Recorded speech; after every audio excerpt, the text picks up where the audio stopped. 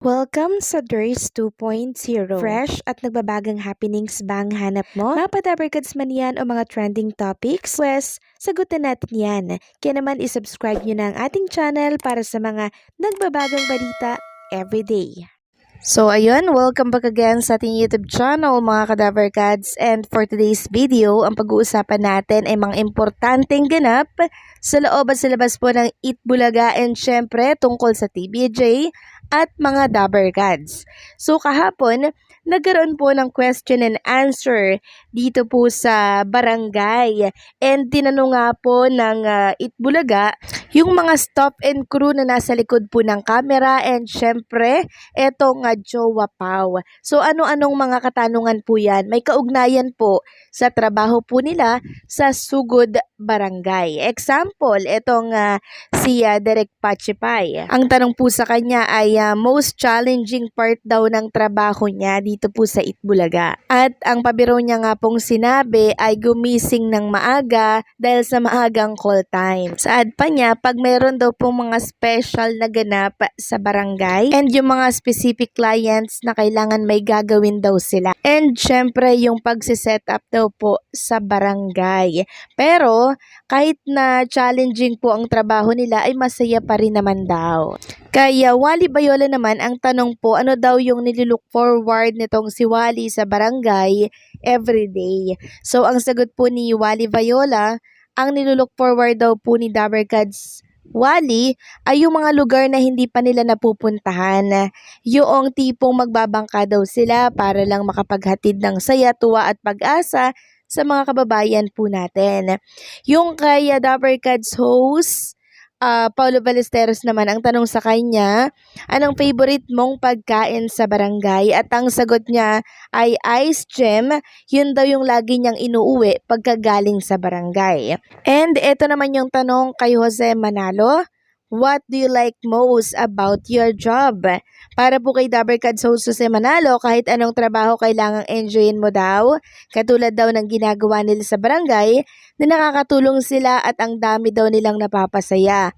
Iba daw po ang pakiramdam, ang saya-saya. So ilan lamang po yan sa mga question and answer na naganap po dito sa barangay. So ayan po, no, nasagot na po nila yung mga katanungan and nakaka-proud lamang po dahil kahit na challenging yung kanilang mga trabaho, mga kadabarkads, ay nag-e-enjoy naman sila. Samantalang kahapon po, araw ng Friday, wala po si Karen Aistrup no sa Itbulaga, and marami pong naghahanap sa kanya, nagtatanong bakit absent. So ito po pala ang dahilan, mga kadabarkads. Si Karen po ay nasa school nila para syempre tumanggap po ng award nila, and nakakatuwa lang dahil si Karen po ay honor student this SEM and subject excellence in oral So grabe, nakaka-proud, 'di ba?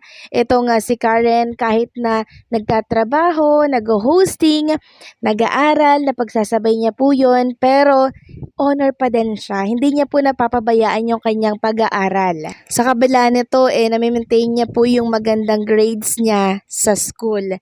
So bumuhos po ang pag-congratulate kay Karen Aistrup ng ating mga kadabarkads kasi nakaka-proud naman talaga siya. Si Karen po ang dapat tularan, hangaan ng mga kabataan. Samantalang, muli naman pong pinakita ni Atasha Mulak ang mga behind the scene na photoshoot ng kanyang ini-endorsong Oppo Reno 13 series. And nakita nga natin doon, mga kadabarkads, na si Atasha Mulak po pala ay tumalon. Tumalon siya doon sa ilog. Ayan po, mga kadabarkads, pero may tali siya dyan para matalon po yung gitnang bahagi ng ilog for photoshoot and commercial. And nakita naman natin na maganda po yung outcome kasi hanggang sa kailaliman po noong tubig, kitang-kita po yung ganda ni Atasha Mulak.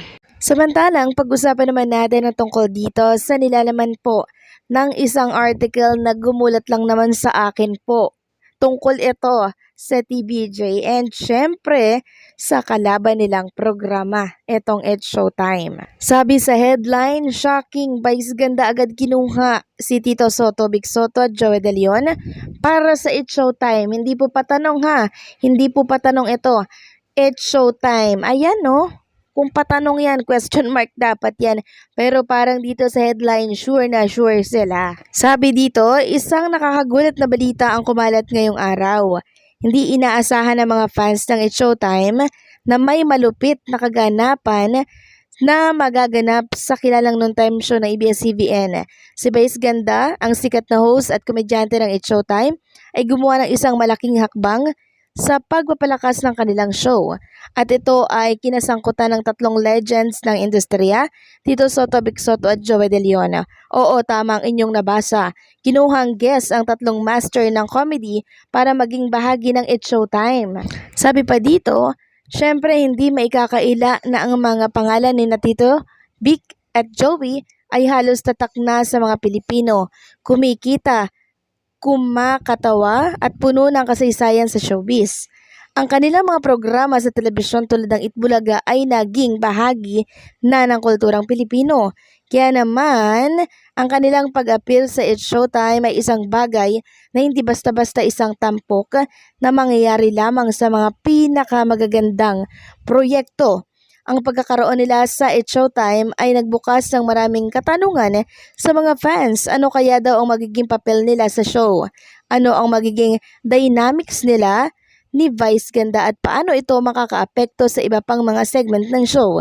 Hindi maikakaila na nagbigay ito ng excitement at anticipation sa mga tagahanga ng show pati na rin sa buong industriya daw ng telebisyon. Sabi pa dito, ipinahayag ni Vice na hindi lang siya basta-basta kumukuha daw sa kanila upang makapagpasaya ng mga tao kundi upang magbigay ng respeto at pasasalamat sa kanilang mga kontribusyon sa industriya ng telebisyon. Ang mga kabataang komedyante at host ngayon ay malaki ang natutunan mula sa mga pangalan nilang ito. So, hindi ko na po tatapusing basahin yung write-ups mga kadaberkads, no? Kasi alam naman natin na fake news po itong article na kumakalat ngayon. Napaka-imposibleng mangyari nito mga kadaberkads. Mag-appear ang TBJ sa It's Showtime. Unang-una, alam natin na si Tito Soto hindi yan pwedeng mag-appear sa telebisyon ngayon. 'Di ba? Kasi yung campaign period nga. Tapos, dadalihan nila ng ganitong article na mag-guest daw ang TBJ dito sa It's Showtime. Doon palang sablay na po.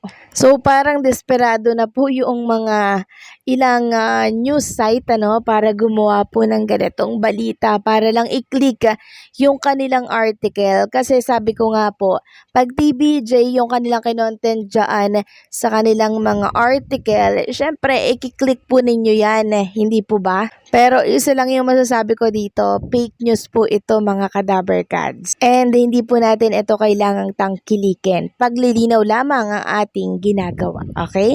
So hanggang dito na lamang po ang update natin. Maraming salamat sa patuloy na pagsuporta and don't forget to like, share, comment, and subscribe.